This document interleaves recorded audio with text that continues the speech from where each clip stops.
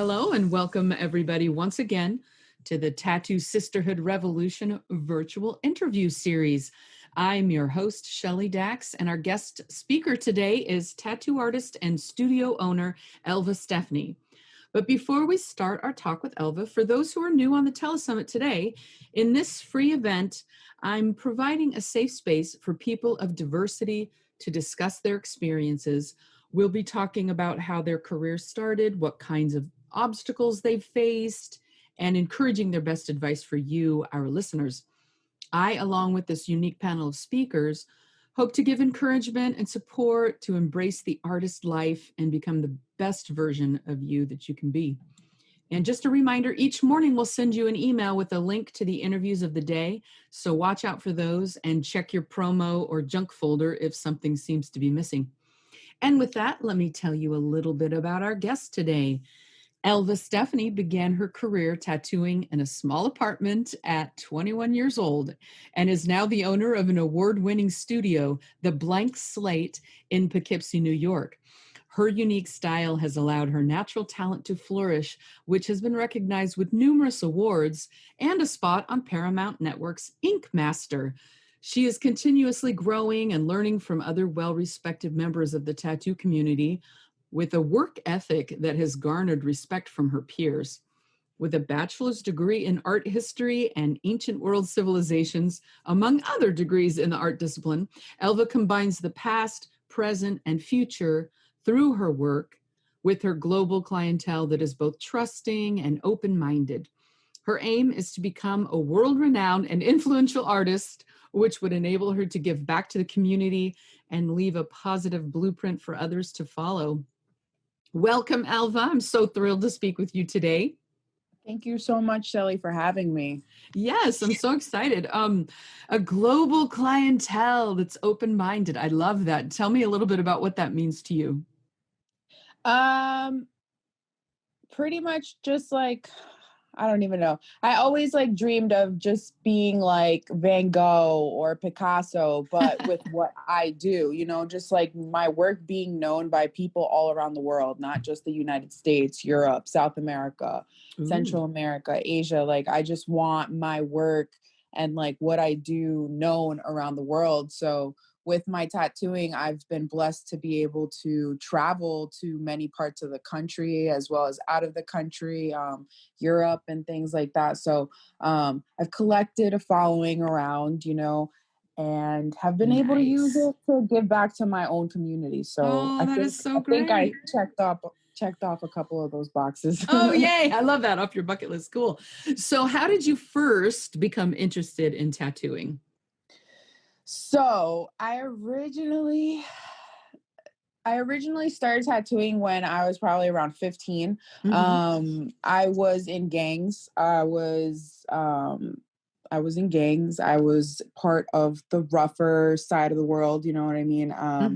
I was into drugs. I was into selling and things like that. So since everybody knew that I was an artist and I drew, automatically you're the person that everyone gives a machine to and tattoos. So I legit use like the jailhouse, like battery pen, like the outer plastic part of the pens, because it was the plastic pens. Like, it was legit like a jailhouse machine. I would tattoo like the other people that I would hang out with and things like that, as well as myself. And this was when, were you living in New York at this time when you were 15? Yeah. Okay. So it was weird because I kind of had two lives going. I had like that life, my gang life, and then I had like my other life. So I was also in like private art classes and I was a scholarship kid. So I kind of had like two things going on at the same time that like I just kept separate and nobody knew about each other, but both were connected through art ultimately. Oh, how funny. Wow. Yeah. So you started as a teenager. You started young. I guess are there not as many regulations in New York, or was it just kind of under the table type tattoo? Oh, it was like super rough, under the table, like back of the house type thing. And I mean, I didn't continue to pursue it because with my fine arts classes, I remember I asked one of my instructors, like, hey, like, could a fine artist be a tattoo artist? Like, Mm-hmm. would this be something that's possible? And it stuck with me forever. Like, no, absolutely not. Like, tattoo artists were just hooligans. They were gang members. They were good for nothing. Like, they could never be fine artists. They were just art rejects. And that's why they put art on people's skin, because they couldn't actually make money Oh, selling their art. wow. Art So, rejects. Nice. yeah, it Oh was my rough. It was gosh. rough. So Wow. So I how did didn't you, pursue it. sorry, did you go to school at the same time then? You were going to school to Yes. get your bachelor's at the same time? Okay. No, So, I was in high school. well, okay. Yeah, that's right. All right. Yep, this was So all high you were in high school. school. Right, right. So what actually switched from you kind of being a street tattooer or whatever to actually deciding I'm going to go to college, I'm going to get a degree? So, I actually at 17 I dropped out of high school because I had already like been through a lot. Like, I had already been through the system. I have suffered from mental illness since I was diagnosed at 13. So going and acclimating back into school and like that kind of life was like extremely difficult. I didn't really have friends. Nobody really understood me because I'd Mhm. already been through so much. So Yeah. I dropped out and I got my GED. So at 18, I went back to community college, and like for like a solid year, I worked a full-time job. I went to college for like a full fucking 21 credits of classes and like Whoa. just busted my ass. And like I burnt out so bad by 20. And I had been offered a store manager and training job, and I was like 20 and I was like, damn, if I take this job, I'm stuck here. Like, I'm fucking stuck. Like, I'm going to be these people, like all these people that hate their life. They hate their job. All they do is complain about it. And I was in a really shitty relationship and I had met like a really good man. So I literally quit my whole life and I packed 2 boxes and moved back to Brooklyn. And I got a job as a dominatrix. So Talk about there's unusual that. careers. Yeah, I was like, yo, fuck college, fuck a job. I'm gonna go fucking be a dominatrix. And one of the girls there was an oil painter, and her paintings were so beautiful, like so beautiful. Like, I'd never seen anyone paint like that. And she left to start tattooing. And I was like, huh, I was told that fine artists and tattooing didn't mix. But that's bullshit. Like, that's Mhm. bullshit. So I designed my whole sleeve, and at 21, like I started getting my sleeve worked on, and I like was like, dude, I want to do this. Like, I want to do this. I want to Yeah. do this, but my way. Like, I want to paint on people.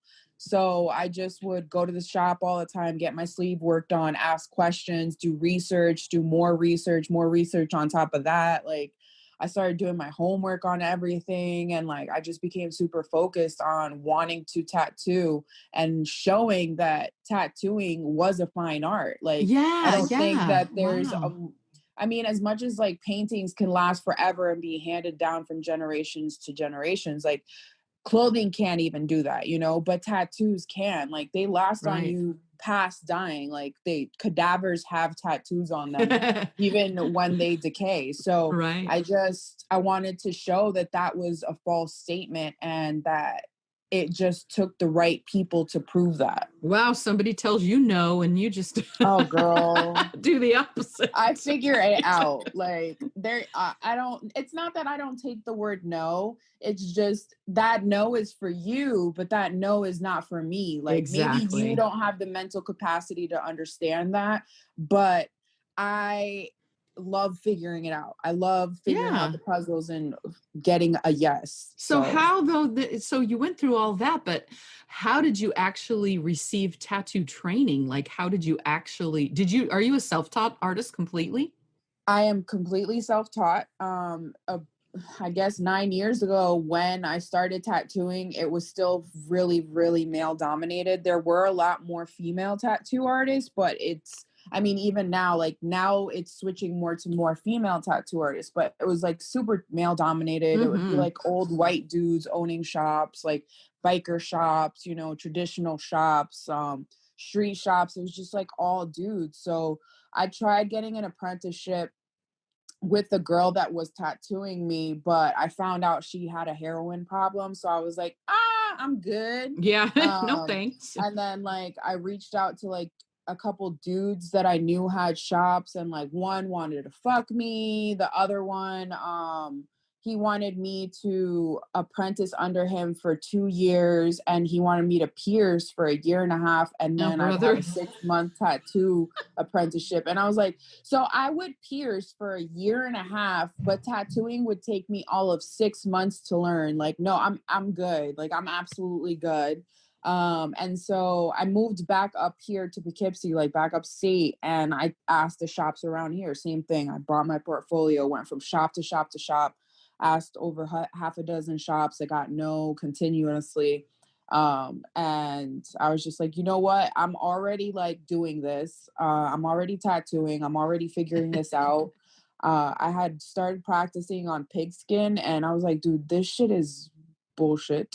It is not like Yeah, people. So I started practicing on myself. From myself, it went to my boyfriend, from a boyfriend to cousins to friends. So sure. I've literally been tattooing humans for a whole 9 years. And it's still a growing process. It's still a learning Yeah. process. Like I Yeah. still have people that let me experiment on them. And it's just been the connection that I've created with people and the trust that I've built that have let me get to the pieces that I've gotten to at this point in my career. Yeah. Do you think, well, tell me what you think. Why do you think they rejected you? Or you know what I mean? Was it just because they're men, or because they just have a certain way of how they thought training should go? Um, I think it's a combo, because at the time it was, I'm not gonna lie, it was like white male dominated shops. Like that's what I knew. And if it was a person of color that had the shop, it was a street shop. So it wasn't Mm, respected. Like the level of respect was completely and totally different. Like the evolution of studios hadn't been created yet. uh-huh. So from the beginning, I created a studio because I didn't fit in with the street shops, and I didn't fit in with the old, like, super trad shop vibe either. Like I wasn't there or there. Like that wasn't who I was. And I think it was a combination of the fact that I have a vagina, but as well as the fact that I'm brown. Like, I mean, nowadays there are many more females of color tattooing, Yeah. but even to this day, they do not get the same love that Right. white women do or white men do. And Hmm. especially if you're Latin as well. Like, there's tons of pages now that like it's super awesome that have to do with dark skin body art or dark Yeah. tattooers and things I've like that. noticed But at the that. same Yeah. time, like me myself, I'm Dominican, and even growing up, I was never white enough to be white. I was never black enough to be black. So Right. like I've always been in this weird limbo where I flow with everybody. Like I'm a child of the universe. I love everyone, all skin shades, sizes, everything, because I've always been like an other. Like my box is always other. Oh So gosh. growing up like that, and like understanding that that's just what it is and who I am, it's made me so open to people. So rather than just conforming to any one box where someone wanted to put me, I just created my whole own lane. So I definitely know it has to do with both of those parts, like my gender as well as my color. So Hmm. I just was like, I don't really give a fuck. I'm still gonna figure this out. So I love that. You were so determined. I freaking love that. That is amazing. Have you heard of the Ladies of Ink tour? I have, yes. Yeah, there I talked to Lady L, and Yeah. she told me a similar story, and why she started that was to like walk Yeah. into a convention with a bunch of black women, just like here we Yeah. are. I love that so many people like you are getting feisty and deciding it's time for this to change. Yeah, completely. Like I started hitting the road, I think it was 2016 maybe, or 15 or 16, I think is when I started hitting the road. And I only was a few years into tattooing, like Hmm. 4 or 5 years. And it was all dudes. It was just dudes everywhere. And then there's this little like brown Dominican girl here, like signing up for this contest, not giving a fuck. And because I was self-taught, it was even harder. Like Oh it was yeah, even fucking harder I because they're bet. like, oh, you didn't have to fucking scrub tubes, clean floors, do Oh all this shit. yeah. And I'm like, I have to live in my own fucking skin and be a fucking woman. So I have my whole own plight, my guy, that you're never gonna understand. So Mhm. it's just because I didn't go through that ringer doesn't mean that I haven't had my own set of ringers. So I didn't give a fuck. I was like, dude, I'm gonna show out, I'm gonna come out, I'm gonna work hard, I'm gonna shake your hand, you're gonna remember my name, it doesn't matter how long it takes me, and you're gonna respect what I do. And I think it only took me like a year and a half of that before like the men that I looked up to and that I respected in the industry did start to remember my name and be like, Good. that's that girl, like that's Elva, like that's that girl that no matter what, she's there. She's lugging her suitcases, she's lugging her gear, she's there from the convention open to the convention close. She fucking says gross jokes back at us rather than feeling uncomfortable at them because, you know, obviously the sexism in this industry is so huge. So where I see a lot of women like um get pissed off or intimidated by the way that the men are and how aggressive they are, I'm like, nah, you're not gonna scare me away. Like that's Mhm. not gonna work. So Yeah, yeah. I like most of my mentors are men and it's their dads, you know. So They're dads. yeah. Like Like, to yo, you? dad. Yeah. Your I'm like, dad. dad, I'm Okay. hungry. Let's go eat. I haven't eaten all day because I've been tattooing for like 14 hours. Oh my gosh. So I love it that you just decided that's not gonna apply to you. You're just gonna No. get over it and you're gonna just, yeah, that's great. And actually a lot of the women that I've talked to have been really working towards making the environment a little bit more friendly. And there's even a Yep. lady I talked to from New Zealand, I think it was New Zealand, who was talking about having more experienced or older women in the industry Yep. mentor young women so that they Yeah. start to realize you don't have to put up with this BS anymore. You don't need to be Exactly. treated that way. You can stand up for your own values. Yeah. Yeah, For no, sure. and the idea, like you said, the idea that a lot of people will be like, no, you didn't go through all that bullying and hazing and whatever. And everybody Yeah. always uses the example of scrub toilets with the toothbrush. That's always Yep. it's something everybody always says. I'm like, Um, nah, I'm good. yeah, we don't Not need to me. do that. Yeah, I'm it's good. crazy. Yeah. So then how did all of that, well, let's see, we'll back up just a little bit. Um, what when you first started this career, what do you wish you would have known? Like what do you wish would have happened? I don't know. I mean, it was just, it was hard. Yeah. Like, it's still hard now. Like, it's, you know, I think that you focus on just getting known and like people knowing who you are so hard that you just like grind and like don't appreciate every moment of it. So, Mhm. like, I mean, I don't think that there's anything I would have wished to known because from the beginning I knew it was hard. Like I was Uh-huh. reminded daily it was hard. Right. From especially because like I said, I hit the road like halfway through my learning, but I mean the road is how I finished my like major education of tattooing. It's how I Mm. got to learn like a deeper history. It's how I got to learn about the hazing part that I never knew about, you know, because I'd been in my own studio on my Mm. own Mhm. for so long. So I wasn't aware that it was that horrible for some people. So on the road is where I started to hear other people's stories, you know, Yeah. guys and girls and like what they went through. So the road kind of helped me create the tattoo family environment for Oh, myself. nice. Yeah, So and find support. Cool. yeah, I got support. I finally got that piece that I was missing because as a self-taught artist, like I never had that shop environment. Like I never had that like, hey, I can call this person and ask them for their advice or hey, do you think this composition is right? I never had anyone to look at my work and help me realize what it was missing or what it was lacking and things like that. So Mhm. the road helped opened up that door for me. So I mean, I always, like I said, I knew it was going to be hard. I just didn't, in the beginning, I didn't realize how hard and for how long Yeah. it would be. But like, I think that it's been very fruitful. Like, I'm just super blessed, girl. Like, I'm over here talking to Yes. you. I'm chilling That's in my bed, right. not wearing no clothes.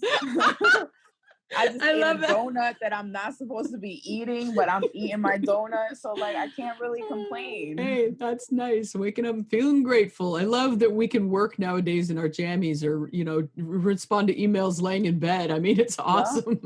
exactly. So when it comes to actual tattoo skills or techniques, what like thing propelled you forward the most? Like what, helped you jump over like, my tattoos aren't that great yet, but now they are because of what? Um, I would say like other artists. Mm-hmm. Not comparing myself to them, more like just asking them questions. Like I legit would start walking around and asking people about my pieces, like, what do you think of this? Like Mm-hmm. one of the first females that ever like really opened up to me and like helped me look at my work in a way that wasn't just me looking at it was Sarah Miller. Oh, nice. I remember I showed her a couple pieces and I was like, what's wrong with them? Can you help me? And she was like, right off the bat, she was like, your composition, it's wrong, it's off, it's too cluttered, it's not detailed enough, it's not spaced enough. And like from there, like I became so focused on composition. And then I did one of her conventions in Pittsburgh, and she like walked by my booth, and I think this was like my first year and a half into being on the road, and she was like, I've been watching your work. She's like, you've been doing so well, I'm so proud of you, you took my notes. Like so many people ask me about their tattoos but never actually apply it, and like I see that you did that. And like I was in the middle of tattooing, but I just like started crying because it Oh, had been so hard, and I yeah. had gotten so little love from other females at that point, that like it felt so nice to have someone see the hard work, not just because there was a trophy on the table or because there were more followers on my Instagram, but because like they actually took the time to look at my art, which was the only thing I actually wanted, Oh, wow. So you So started to see what a sisterhood could actually yeah, be like. yeah, yeah. So Because up on that until that note, point, I didn't have much of one. yeah, yeah. And on that note, then you tell me about your experience on the all-female team and as a whole on Inkmaster, if you want to talk about it. I'm sure It people are was curious.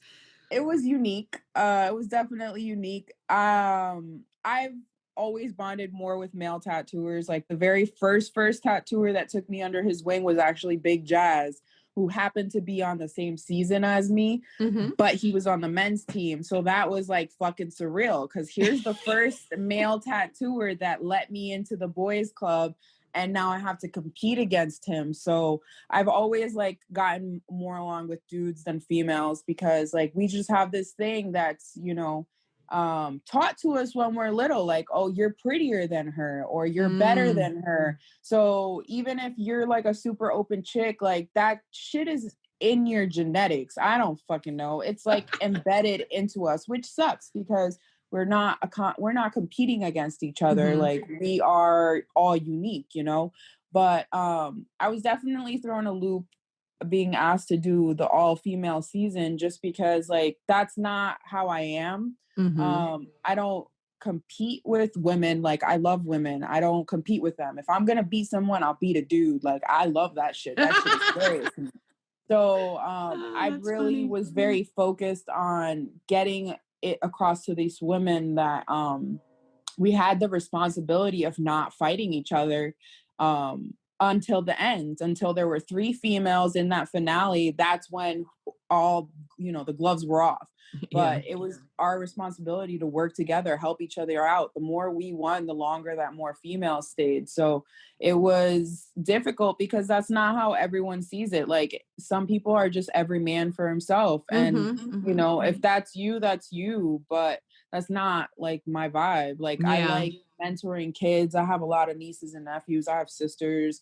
I have a brother. So like I'm not gender biased in any way, but it was rough, like living with 8 other women. Like who fucking wants to do that ever?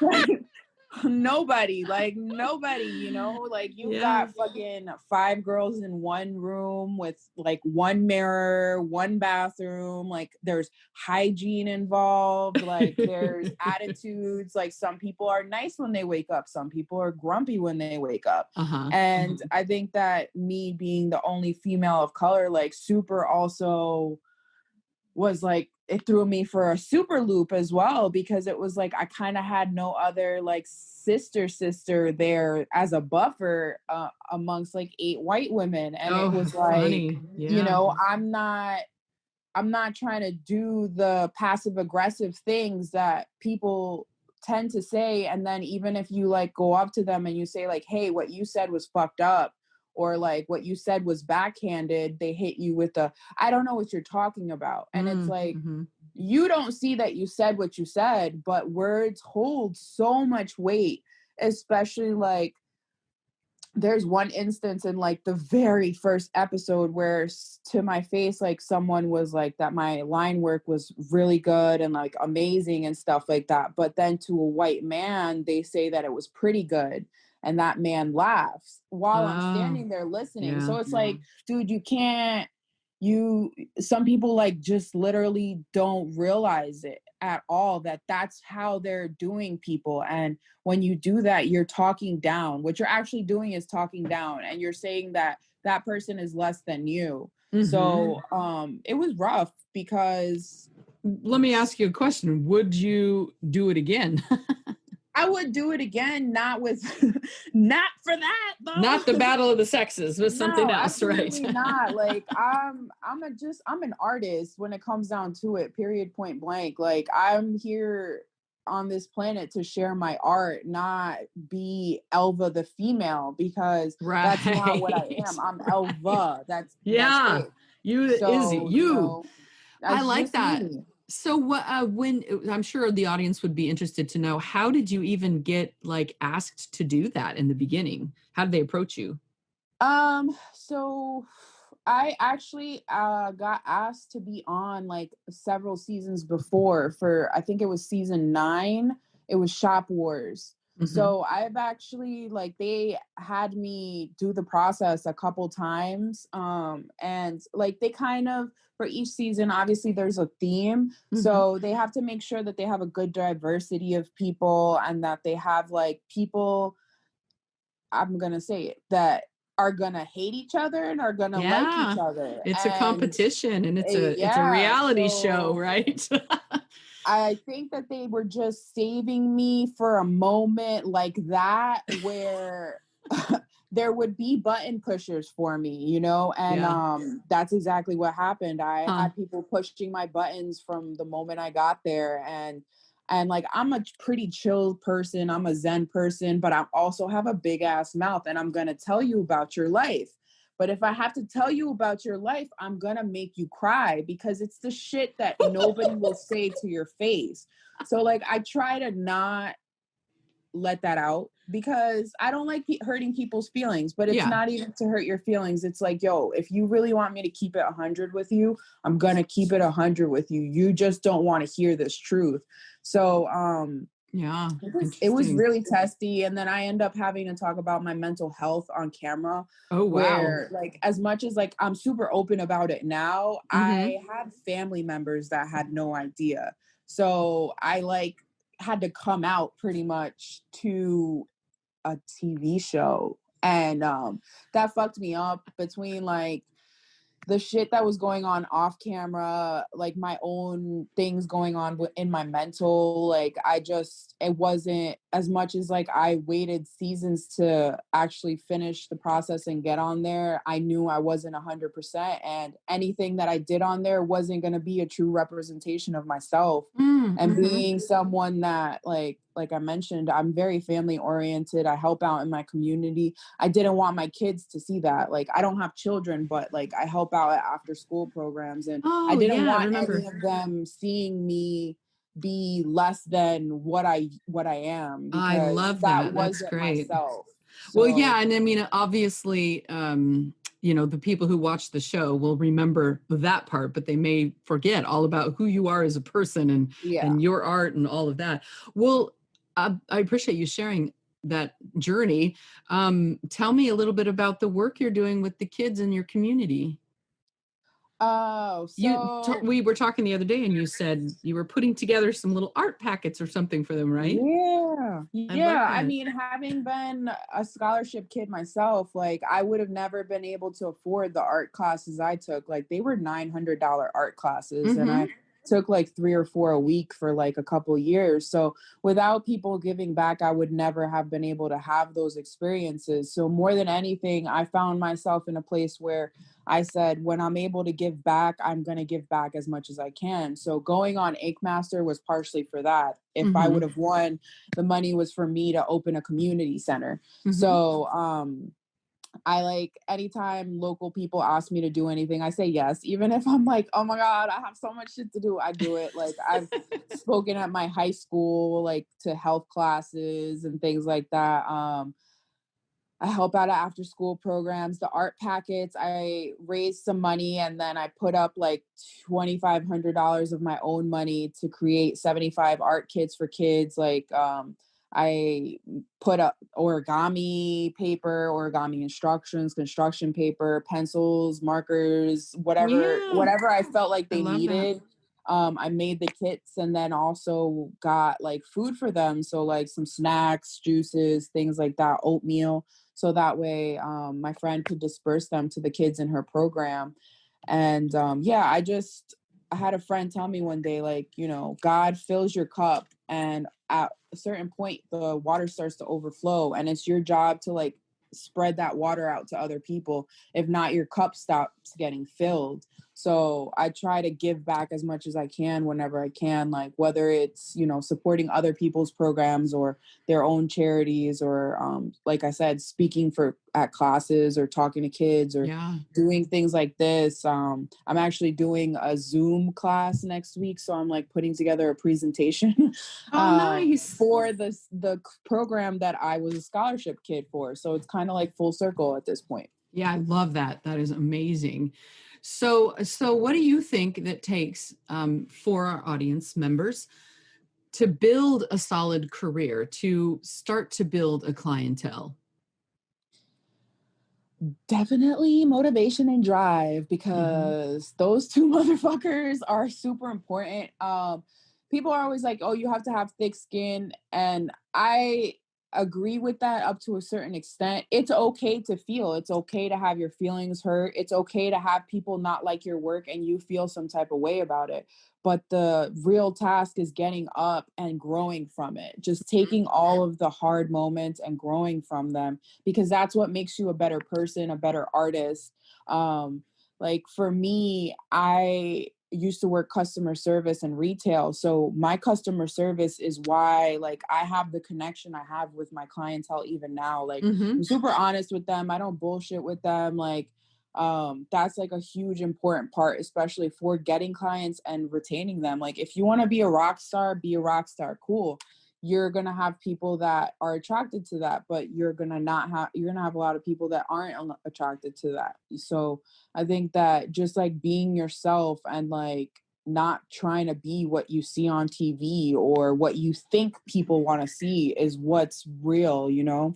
I Yeah. think being real and genuine is what gives you longevity in this industry, because I mean, us tattoo artists, we tend to like run in packs. So when you see like a tattoo family, it's because like those people know each other, like they trust each other. So I think definitely those kinds of things are what help you just be successful in this. Have you ever had an apprentice yourself or anybody you've taught how to tattoo?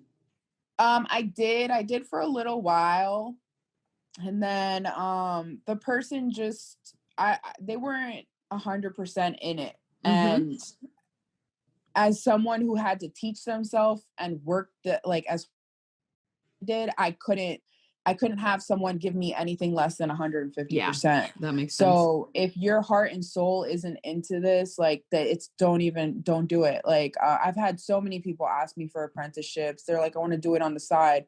This shit is not a side gig. Like this is 24/7, 365. Like I eat, sleep, and breathe tattooing. When I'm not tattooing, I'm either drawing or answering emails or doing research. Like it's an all day thing. I think that if we had to add up the number of hours we actually worked, we work more than like, 5-star chefs do, because of the fact that we literally have to do this all fucking day. I'll sleep and I'll have tattoo dreams. Like it's that serious. So that kind of folds right into, what would you say to newcomers to this field? What would you tell them? You said obviously they need to have strength and motivation and determination. What else would you say to them? Have a little side hustle, because you're going to be broke for a while. Have something on the side, you're going to be broke. And tattooing is expensive as fuck. I broke my stencil machine and that shit is $650 for a new one. Oh gosh, I know that's so true. It's funny, when I started on a bit of a shoestring. I was able to get, like some drawers and a barber chair and all these things. This is like 14 plus years ago, at like garage sales and whatever. Yep. Probably just like a couple $1,000s to squeak everything out, but, and I remember the first year I was tattooing, I'm like, I have one machine. If something goes wrong with this, it's going to suck. Yep. Right. Yeah, definitely. Get yourself a backup machine as soon as possible. That's oh yeah. People are always like, oh, you guys make a lot of money. Do you know how much we spend on this though? Like a set of ink is at least $150 for 1 ounce bottles that maybe will last you 4, 5, 6 months. Like it's expensive. So I tell people all the time, I'm like, listen, if you're fucking serious, put together a portfolio of your actual art, like your real art that you do. Mm-hmm. Have another portfolio with what you want to tattoo, what you want to do, where you see yourself going. That's where you start. You start with the art, because without the art, you're just another fucking person who slaps shit on people's skin. And then number 2 is have fucking money. And if you don't have the money, get some money. Become friends with tattoo artists. See if they'll sell you their old machines and power supplies, because it's expensive, girl. It's still expensive. I'm like, a tattoo course? What? If you want to take a tattoo class, a seminar, you're looking at, if it's like at a very full convention that has a lot of seminars, maybe if you're lucky, $300 to $500. Mm-hmm. But there's a class I want to take, girl. Which one is it? It's Mr. Troshin in California. Uh-huh.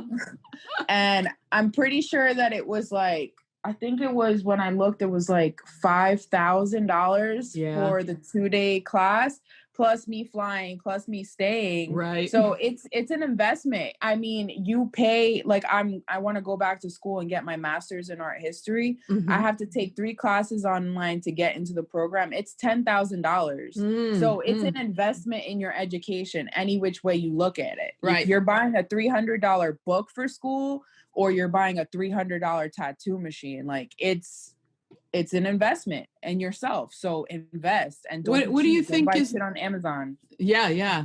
I mean, obviously a lot of people like you, loads of people I've talked to start on a shoestring for sure. And then they just add everything as they can. But you're right. It's so expensive when you really start to get out there. And plus also trying to promote yourself and everything too can be kind of expensive. What do you think makes people fail or give up when they maybe been doing it for a year or 2 or 3 or something? What do you think? Oh man, girl. I think that just people expect to move so fast, so quick, that it bums them out when it doesn't happen. You know, I think that we set up such high expectations, like you're going to be the next Instagram star, or the next YouTube star, or you're going to tattoo celebrities, or you're going to be on Inkmaster, that it sets up such high hopes so early for you. But it's a long journey. Like you have to enjoy all the moments. Like there is no finish line. Literally with tattooing, there is no finish line. There's no rush. So like I think the last convention I did Philly or DC. I did DC in January. There was this young tattooer that I met before, and he'd been tattooing for 2-3 years. He was a graffiti artist as well. Mhm. And he just had a bad weekend where he overestimated what he could get done in a day. And like it bummed him out so hard and he felt so bad. He like ended up leaving and didn't finish the woman's tattoo. Oh, And I guess his gosh. bad behavior, like, and him fucking up so hard, he quit. He quit tattooing. And I'm just like, dude, like you set yourself up to fail from the beginning. You took something on that you weren't ready for. Like if you're still new, there's no reason why you should be doing a back piece. Like there's no reason why you should be doing a leg sleeve. So I think that setting up realistic goals is definitely something important to do early on, rather than just being focused on being famous or being a celebrity. Like that shit will come if it comes. And if it doesn't come, you're going to be famous amongst your people, your peers, the people who love your work. And that's all that fucking really matters. Yeah. Like, Yeah. that's it. Cool. Wow. Yeah, that's great. Good information for people. If 3 wishes were granted to you, what would you wish for in your career or in the tattoo industry in general? Okay, girl, this is like on my bucket list. Got it. I want to tattoo in a gown at the Metropolitan Museum of Art in the sculpture gallery. Oh, that's awesome. Is there any way that could actually happen, do you think? I've been trying for 3 years. The closest I've gotten is the cloisters, and someone was like, well, you're more likely to get that to happen at MoMA. I'm like, no, it has to be at the Met. Right. I have to do it there. So I'm going to make it happen one day. I know that is awesome. I love that. I'm going to do it. People tried to get me to do it illegally, like just do it on some like sneaky thing. But I was like, you know what? No, I want to do it in a gown, set up in that room and not get in trouble. That is the real feat. So that's one. That's one. Who are you going to tattoo when you do that? Honestly, it doesn't. I'll hold a contest or something. Yeah, it doesn't even matter. That is me bridging tattooing and fine art to the fullest extent that I could ever do. So I think that's why I like came up. I had that in a dream one day, and like I put it on my list, and it's there forever. I believe you're gonna do it. And then I don't know.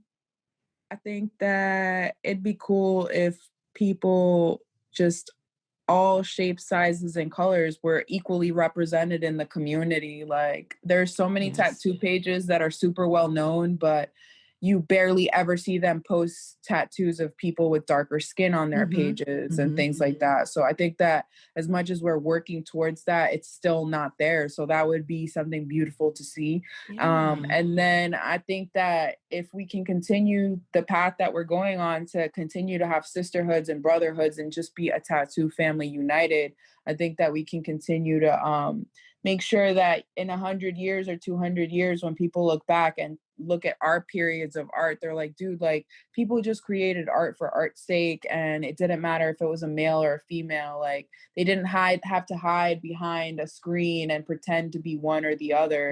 It was just art for art's sake. Yeah. Wow, Elva, you're so inspiring. I love what you're saying. I love what you stand for, and I love your feistiness too, for sure. So is there any other thing that you're curious about right now, or what inspires you, or one last thing you want to tell the audience that we didn't cover maybe? Girl, I don't know. 2020 has just been a motherfucker. So I think that I'm ready for 2021. I was supposed to be going to Ireland this next month. I was going to go drink myself a Guinness. So I don't know. I think that, thankfully we have art, and that's what's getting people through this. Like art is what's helping people. It's what's helped humanity for civilizations. And I'm grateful that people get to see it now and experience it and get it on their skin. So just keep thinking about art, people, and being positive, and just we'll get through this together. Oh, see, that's why I like talking to you. And go vote. Fucking vote. Please vote. Mail your ballot in.